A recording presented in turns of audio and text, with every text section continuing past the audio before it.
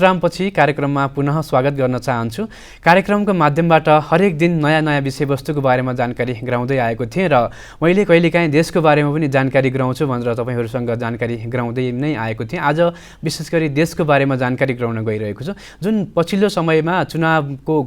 मिति घोषणा भइसकेपछि देश एक प्रकारले चुनावमय बनिसकेको छ। सम्पूर्ण राजनीतिक दलहरू आफ्नो आफ्नो क्षेत्रबाट र आफ्नो आफ्नो पार्टीहरूलाई कसरी विजय गराउने भन्ने तर्फ लाग्दै गर्दाखेरि र आम नागरिकको एउटा जिज्ञासा रहेको छ कि यो समयमा चुनाव हुन्छ कि हुँदैन, पहिलो कुरा। र दोस्रो कुराहरू जुन अहिलेको जुन एमसीसी को कुराहरू छन् र जुन एउटा विवादास्पद एउटा विषय बनेको छ, यसमा थुप्रै आम नागरिकको एउटा चासो भएको कारणले गर्दाखेरि पनि ज्योतिषीय आधारमा, वास्तुको आधारमा के छन् यसका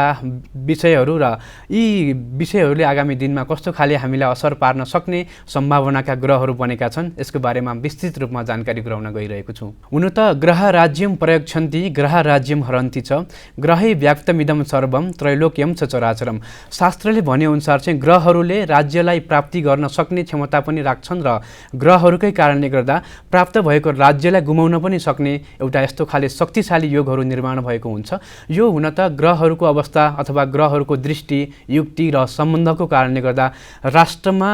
हुने जति पनि सकारात्मक र नकारात्मक योगहरू बन्छन् त्यो वर्षमा 4 वटा नवरात्रहरू हुन्छन् र ती नवरात्रहरूको जुन एउटा देवी आगमन हुने जुन वाहन छ, उक्त वाहनलाई आधार मानेर यस्ता खाले भविष्यवाणी गर्न मिल्ने र भविष्यवाणी गर्न सक्ने शास्त्रमा व्याख्या गरिएको छ। देवी भागवतदेखि लिएर थुप्रै भागवतहरूमा र थुप्रै ज्योतिषका ग्रन्थहरूमा पनि यसको बारेमा विस्तृत रूपमा व्याख्या भएको छ। त्यस कारणले गर्दाखेरि पनि पछिल्लो समयमा अहिले जुन समय प्रारम्भ भएको छ, जुन माघ शुक्ल पक्षको नवरात्र, यो माघको 19 गते बुधबारदेखि प्रारम्भ भएको छ। त्यस कारणले गर्दाखेरि पनि बुधबारमा यदि नवरात्र प्रारम्भ भयो भने नौका यानि कि नाउमा सवार भएर देवीको वाहन आउने भएको कारणले गर्दाखेरि पनि जुन जुन समयमा यस्तो खाले देवीको वाहन हुन्छ र त्यस्तो समयमा कुनै पनि देशमा अथवा राष्ट्रमा राष्ट्रको आर्थिक पक्षलाई लिएर, सामाजिक पक्षलाई लिएर अनि राजनीतिक पक्षलाई लिएर सम्पूर्ण यी विषयहरूमा केही नकारात्मक कुराहरू उत्पन्न हुन सक्ने र त्यस्तो खाले योगहरू निर्माण भएको छ, जसको कारणले गर्दा पछिल्लो समयमा हामीले हेर्दै गर्दाखेरि यो एमसीसी को कुराहरू पनि आइरहेका छन् र देशलाई फाइदा हुने अथवा देशको हितको लागि यदि चाहिँ यो विषय उठेको हो भने पक्कै पनि यो विषयलाई सबैजना नागरिकले यसलाई सहयोग गर्नुपर्ने छ। र यदि यस्तो खाले विषयहरू कुनै व्यक्तिको लागि अथवा कुनै पार्टीको लागि हित विपरीत छ र कुनै व्यक्तिलाई मात्रै फाइदा हुने छ भने यस्ता खाले कुनै पनि विषयहरू देशको लागि हुनु हुँदैन भनेर विशेष गरी नागरिकहरूको चासो छ। त्यस कारणले गर्दाखेरि पनि अहिलेको जुन ग्रह अवस्था बनेको छ, यो विशेष गरी यो माघ 19 गतेदेखि यो चैतको 19 गतेसम्मको जुन यो समयको यो एउटा समयको एउटा भोमरी बनेको छ र ग्रहहरूको एउटा अवस्था बनेको छ। हुन त बृहस्पतिको अवस्था, त्यस्तै गरी शनिको अवस्था अनि मङ्गल ग्रहको अवस्था, राहु र केतु, यी सम्पूर्ण ग्रहको अवस्था हेर्दै गर्दाखेरि पनि अहिलेको समयमा कुनै पनि कामहरू अथवा कुनै पनि कार्यहरू यदि सावधानी अपनाउन सकेन भने, हुन त पञ्चम भावलाई हेर्ने ग्रह भनेको बृहस्पति ग्रह हो र बृहस्पति ग्रह भनेको ज्ञान र बुद्धिको कारक ग्रह हो भने त्यस्तै गरी धन भावलाई हेर्ने यानि कि धनको कारक ग्रह भनेको बुध ग्रह हो र चीनमा शास्त्रमा बुध ग्रहलाई धनको भावको कारक भनेर हेरिएको छ। यस्तो समयमा र यस्तो समय चलेको बेलामा धनबाट उत्पन्न हुने जुन एउटा एमसीसी को कुरा छ, जुन एउटा धन प्राप्तिको योग अथवा वैदेशिक सहयोगको एउटा योग रहेको छ र त्यो योगले प्रत्यक्ष रूपमा पञ्चम भाव यानि कि बृहस्पति ग्रहसँग सम्बन्ध राख्ने भएको कारणले गर्दा बृहस्पति ग्रह भनेको ज्ञान र हाम्रो जुन धर्म संस्कृतिलाई हेर्ने ग्रह भनेको बृहस्पति ग्रह र बुध ग्रहको जिम्मा भनेको धनको जिम्मा र वाणीको जिम्मा प्रत्यक्ष रूपमा पाएको कारणले गर्दा यस्तो समयमा यस्तो कार्यहरू र यी कुराहरू यदि अगाडि बढाइएको कारणले गर्दाखेरि जहिलेसुकै पञ्चम भाव यानि कि बृहस्पतिदेखि बुध ग्रह शत्रु दृष्टि भाव राख्ने भएको कारणले गर्दा यसैको कारणले गर्दा यदि केही हामी सावधानी अपनाउन सकेन भने र यो जुन बीचमा हामीले जुन समय बताएका छौँ, 2 महिनाको समय अर्थात् 60 दिनको समय हामीले जुन एउटा बताएका छौँ, यो समयमा ग्रहहरूको अवस्था त राम्रो छँदै छ अथवा ग्रहहरूले केही भए पनि अनुकूलता हामीलाई साथ र सहयोग दिन्छन् नै, तर पनि जुन देवीको वाहनको रूपमा जुन प्रवेश भएको जुन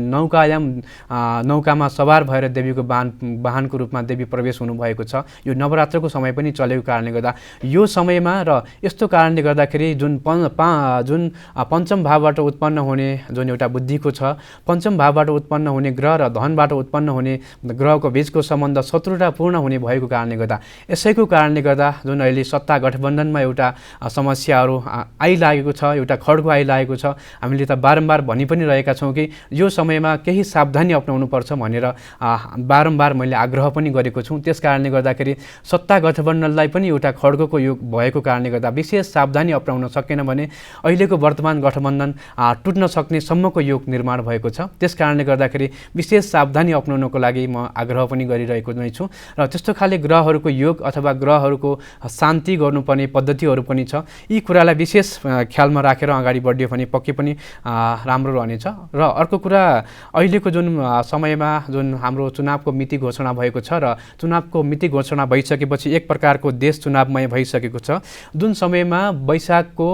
30 गते यानि कि जुन 79 साल वैशाख 30 गतेको जुन समय छ, जुन मुहुर्त शुभ मुहुर्तमा एउटा चुनावको मिति एउटा तय भएको छ। हुन त सबैजना विज्ञहरूसँग बसेर अथवा सम्पूर्ण विज्ञहरूको राय सल्लाह सुझाव लिएर उक्त मिति तय भएको हो। त्यसमा पनि शुक्ल पक्ष यानि कि वैशाख शुक्ल पक्षको द्वादशी तिथि परेको छ। तिथिको हिसाबले पनि यो अत्यन्तै महत्त्वपूर्ण तिथि रहेको छ भने एउटा योगमा पनि एउटा अमृत योग परेको कारणले गर्दाखेरि पनि यसले एउटा महत्त्वपूर्ण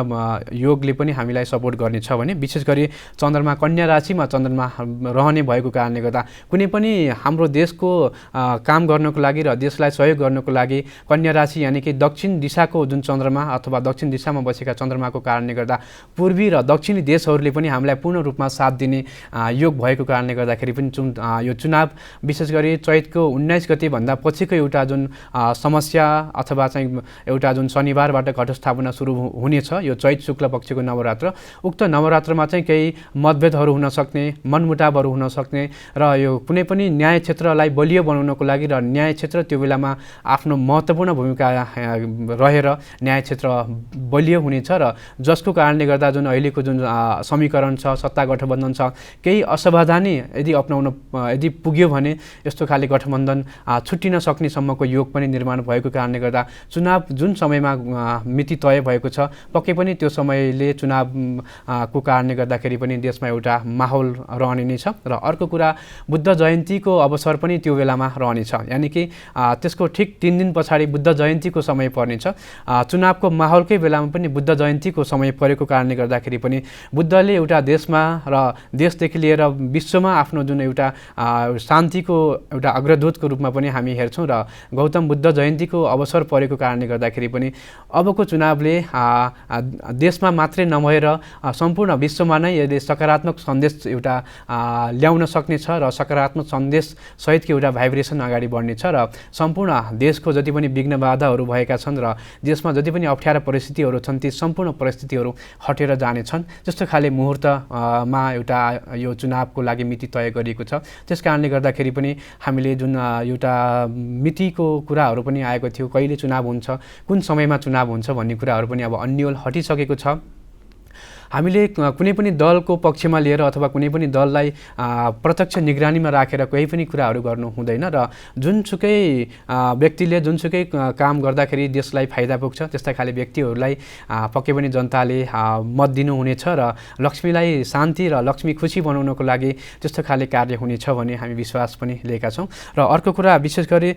जुन अहिलेको जुन परिस्थितिलाई हेर्ने हो भने हाम्रो बारम्बार हामीले भन्ने गरेको छौँ, देशमा जति पनि व्यक्तिहरू हुनुहुन्छ र देशका जति प्रमुख व्यक्तिहरू बस्नुभएको छ हामीले बारम्बार भन्दै आएका छौँ, बालुवाटारको वास्तुको दोषको कारणले गर्दा यानि कि बालुवाटारको उत्तरी भागमा भएको जुन एउटा ढलको एउटा पाइपलाइन छ उक्त कारणले गर्दाखेरि पनि नकारात्मक ऊर्जाहरू भरिएको छ र नकारात्मक ऊर्जाको कारणले गर्दा जतिसुकै राम्रो काम गर्न खोजे पनि केही न केही नकारात्मक परिणामहरू देखा परेको छ। यसलाई पनि हामीले सल्लाह सुझाव दिएका छौँ र यसलाई पनि मिलाउनको लागि हामी बारम्बार आग्रह पनि गरेका छौँ। त्यस्तै गरी BICC भवनको जुन एउटा राउन्डिङमा बनेको जुन एउटा भवन छ, उक्त भवनमा जुन हाम्रो संसद भवन रहेको छ त्यहाँको पनि वास्तु केही कमजोरी भएको कारणले गर्दाखेरि पनि देशमा जुन प्रकारको शान्तिको आशा गरेर जनताहरू लाग्नु भएको थियो र जनताहरूले जुन प्रकारको एउटा आश लिएर जति पनि योभन्दा अघिल्लो सरकारलाई एउटा आश र भरोसा राख्नु भएको थियो, केही आश र भरोसा टुट्न गएको छ। त्यसकारणले गर्दाखेरि पनि अहिलेको समयमा बनेका जति पनि ग्रहहरूको योगहरू छ, जति पनि ग्रहहरूका जुन योगहरू निर्माण भएका छन्, केही खण्डित योगहरू निर्माण भएको कारणले गर्दा, खण्डीकरण योगको कारणले गर्दाखेरि हामीले त भनिरहेका छौँ आगामी 2081 सालसम्म कुनै पनि देशमा नयाँ परिवर्तन र देशले ठुलो परिवर्तन पाउने योगहरू छैन र अहिलेको वर्तमान समयमा चाहिँ कुनै पनि प्रकारका वैदेशिक क्षेत्रसँग सम्बन्ध राखेर पाउनुपर्ने जुन सहयोग छ, आर्थिक सहयोग छ, त्यो आर्थिक सहयोग यो चैतको 19 गतेसम्म प्राप्त हुन सक्दैन भनेर पनि हामीले भनिसकेको कारणले गर्दाखेरि पनि जुन अहिलेको जुन MCC को कुरा छ, अबको समयले केही MCC को कुरालाई केही साइड लाग्ने छ र केही MCC को कुराहरू थाँती भएर अरू अन्य कामतिर चाहिँ लाग्ने छ। देशको कुराहरूमा अथवा देशको विषयमा रहेर हरेक समयमा हामीले केही न केही नयाँ कुराहरूको बारेमा जानकारी गराउँदै आएका छौँ। हुन पनि कुनै पनि व्यक्तिको अथवा एउटा व्यक्तिको मात्रै चिना राम्रो भयो अथवा एउटा व्यक्ति मात्रै शक्तिशाली हुनुभयो भने त्यसले सम्पूर्ण देशको लागि, देशको आर्थिक पक्ष, सामाजिक पक्ष, राजनीतिक पक्षलाई सही तरिकाले अगाडि बढाउनको लागि मद्दत पुर्याउनेछ। अर्को कुरा वास्तुशास्त्र अनुसार चाहिँ जुन बालुवाटारको जुन एउटा वास्तु छ, जुन हामीले प्रधानमन्त्रीको निवास भनेर त्यहाँको एउटा निवासको लागि हेरेका छौँ, जुन पनि हामी पशुपतिको क्षेत्रलाई हेरेर त्यो भाव मध्य भावमा पर्दछ र बालुवाटारलाई हेर्ने हो भने पूर्व र पश्चिम फैलिएको जग्गा हो र जहिलेसुकै पूर्व पश्चिम फैलिएको जग्गामा कुनै पनि कामहरू गर्नुभन्दा पनि व्यापार बिजनेसलाई राम्रो गराउनको लागि उक्त भूमि शुभ रहने भएको कारणले गर्दाखेरि पनि हरेक पटक त्यहाँ गएका प्रधानमन्त्रीहरू जो शक्तिशाली भएर प्रधानमन्त्री बालुवाटार छिर्नु भएको छ, कुनै न कुनै नकारात्मक योगको कारणले गर्दा, नकारात्मक जुन एउटा भाइब्रेसनको कारणले गर्दा त्यस्तो खाले नकारात्मक कुराहरू भएर निस्किनुपर्ने योग पनि भएको कारणले गर्दा यसको बारेमा थप विस्तृत रूपमा आगामी कार्यक्रममा जानकारी गराउँदै जानेछु। यतिन्जेलसम्म कार्यक्रम हेरेर साथ दिनुभयो त्यसको लागि विशेष धन्यवाद दिन चाहन्छु। आजको दिन तपाईँको लागि सुखद रहोस्, शुभ रहोस्, सँगसँगै मङ्गलमय रहोस्। कार्यक्रम फलादेश हेर्दै गर्नुहोस्, ग्यालेक्सी टेलिभिजन हेर्दै गर्नुहोस्। हस्त नमस्कार।